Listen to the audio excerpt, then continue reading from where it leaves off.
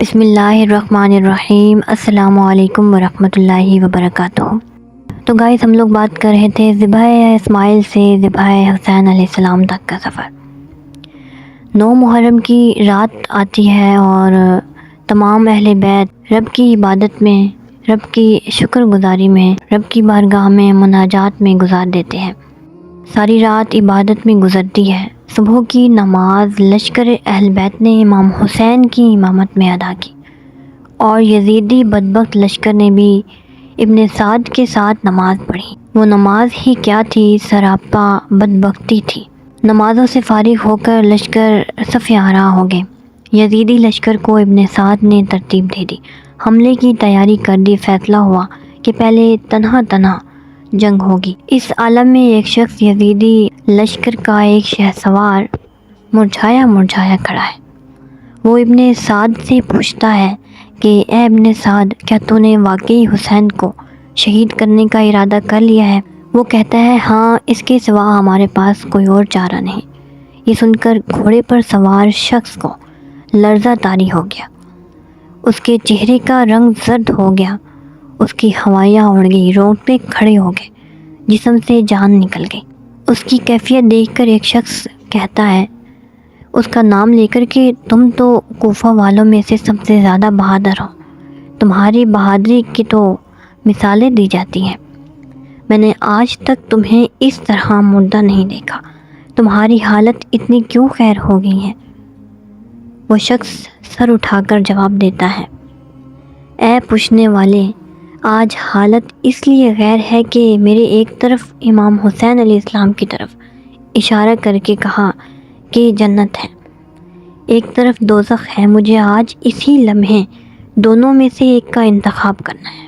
پھر وہ جواب دیتا ہے کہ میں نے فیصلہ کر لیا ہے، میں نے دوزخ کو ٹھکرا دیا ہے اور جنت کو اپنا لیا ہے۔ یہ کہہ کر اپنے گھوڑے کو ایڑی لگاتا ہے، امام علی مقام کے قدموں میں جا کر پہنچتا ہے اور عرض کرتا ہے میں ہی وہ بدبخت ہوں، میں ہی وہ مجرم ہوں جو آپ کو اس میدان تک لایا ہوں۔ کیا میری اس لمحے توبہ قبول ہو سکتی ہے؟ امام علی مقام نے فرمایا ہاں، اگر توبہ کرنے آئے ہو تو توبہ قبول ہو سکتی ہے۔ تو دوستو، جنگ شروع ہو گئی، انفرادی جنگ شروع ہو گئی۔ یکے بعد دیگرے حسین کے لشکر جاتے رہے، یزیدیوں کو واصل جہنم کرتے رہے اور خود جام شہادت نوش فرماتے رہے۔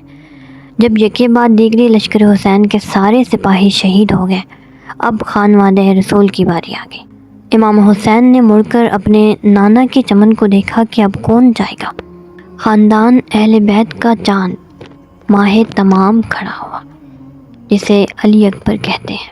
روایت بیان کرتے ہیں کہ علی اکبر شکل میں محمد مصطفیٰ صلی اللہ علیہ وآلہ وسلم کی سچی تصویر تھے۔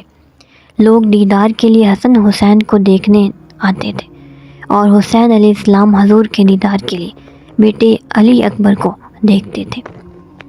18 سالہ جوان میدان میں اترا اور عرض کیا خانوادہ رسول ابتدا میں کرتا۔ امام حسین نے چوم کر سینے سے لگایا اور حسرت بھری نگاہوں سے دعائیں دے کر روانہ کر دیا۔ حضرت علی اکبر وہ شیر کی طرح للکارتے ہوئے چمکتی تلوار لے کر یزیدی لشکر کی طرف دوڑا۔ امام حسین آگے بڑھ کر اپنے جوان بیٹے کی شجاعت کو دیکھنے جاتے، مگر یزیدی لشکر کے حملے کے باعث میدان کربلا سے اٹھنے والی گرد نے سما کو اٹ دیا۔ اٹے ہوئے سما نے حسین علی اکبر کی تلوار زنی کا منظر دیکھ نہ سکے۔ حضرت علی اکبر یزیدیوں کے لشکر کی پشتے لگاتے رہے، انہیں واصل جہنم کرتے رہے۔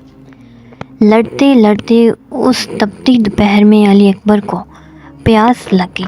پانی 3 دن سے بند تھا۔ سیدنا علی اکبر نے اس سرز کربلا کی اڑتی ہوئی گرد سے فائدہ اٹھا کر اپنے ابا جان کے پاس آئے اور عرض کیا کہ اگر ایک گھونٹ پانی کا مل جائے تو میں تازہ دم ہو کر بدبختوں پر پھر سے حملہ کروں۔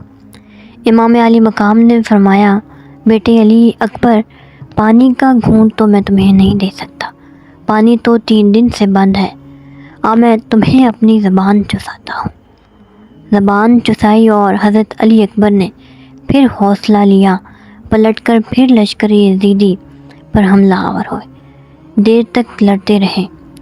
اچانک لڑتے لڑتے آواز آئی سیدنا علی اکبر کی، یا ابا جان ادرکنی، آ کر مجھے تھام لیجئے۔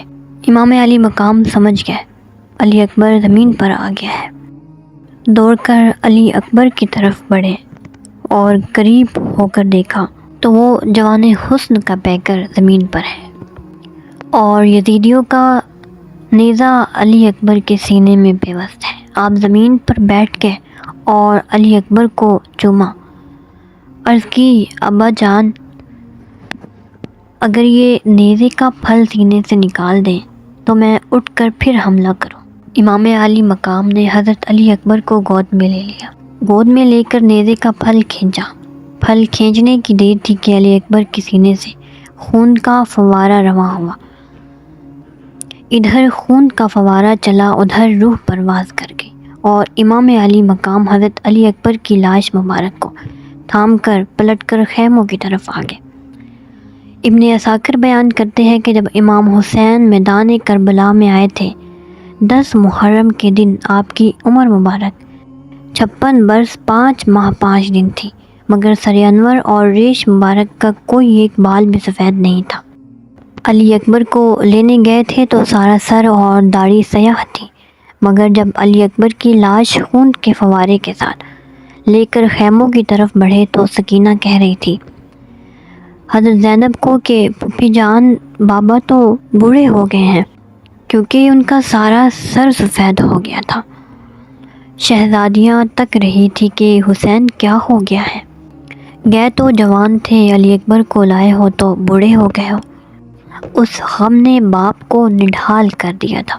علی اکبر کی لاش کو باقی لاشوں کے ساتھ رکھ دیا۔ اب تکنے لگے کہ کس کی باری ہے۔ اتنے میں امام حسن کے بیٹے حضرت قاسم کھڑے ہو گئے۔ یہ وہ حضرت قاسم ہیں جن کی نسبت حضرت سکینہ کے ساتھ طے ہے۔ کھڑے ہو گئے، عرض کیا کہ چچا جان اب اجازت دیجیے کہ میں اپنا سر نچھاور کر دوں۔ امام حسین نے فرمایا، بیٹا قاسم تو میرے بھائی حسن کی اکلوتی نشانی ہے، تجھے دیکھتا ہوں تو حسن یاد آتا ہے، اجازت نہیں دیتا کہ میرے بھائی کی نشانی نہ مٹ جائے۔ حضرت قاسم نے عرض کیا، ایسا نہیں ہو سکتا، جب تک میری لاش آپ کے قدموں میں نہیں گرے گی میں اس وقت تک آپ کو آگے نہیں جانے دوں گا۔ اگر میں آپ کے سامنے شہید نہ ہوا تو اپنے ابا حسن کو کیا منہ دکھاؤں گا۔ حضرت قاسم بوسوں اور دعاؤں کا تحفہ لے کر آگے بڑھتے ہیں۔ حضرت قاسم شیر کی مانند بپھرے ہوئے آئے اور دشمن پر ٹوٹ پڑے۔ جنگ شروع ہو گئی اور قاسم دشمنوں کو واصل جہنم کرنے لگا۔ کسی بدبخت نے قاسم کے سر پر تلوار چلائی اور وہ جلد ہی اس زور سے تلوار سر پر لگی کہ آواز آئی، یا اماں، چچا جان، اور حضرت قاسم زمین پر آ گرے۔ حضرت امام حسین رضی اللہ تعالیٰ عنہ دوڑ کر جاتے ہیں اور فرماتے ہیں کہ بیٹے قاسم، یہ کیسی گھڑی ہے، آج میں تمہاری مدد نہیں کر سکتا۔ حضرت قاسم کے پاس لیٹ جاتے ہیں اور سینے سے لگا لیتے ہیں، پھر انہیں اپنے کندھوں پر اٹھا کر لے چلے اور جا کر حضرت علی اکبر کے پاس جا کر لٹا دیا۔ دونوں چچا زاد بھائی اکٹھے لیٹ گئے۔ تمام اہل بیت نے دین اسلام کی خاطر اپنی جانیں نچھاور کی۔